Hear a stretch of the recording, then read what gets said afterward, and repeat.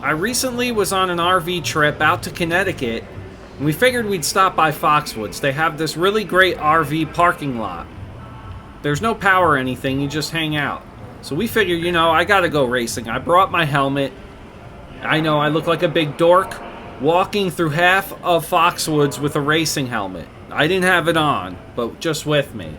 So after walking what seemed like a mile, we finally got to this Monza Foxwoods. What the heck? Now they have this whole entire lower level of the garage all set up for karting, and it's fully indoor. I'm sure there's an easier way to get to these elevators without walking through the whole entire outlet section, so let everyone know in the comments.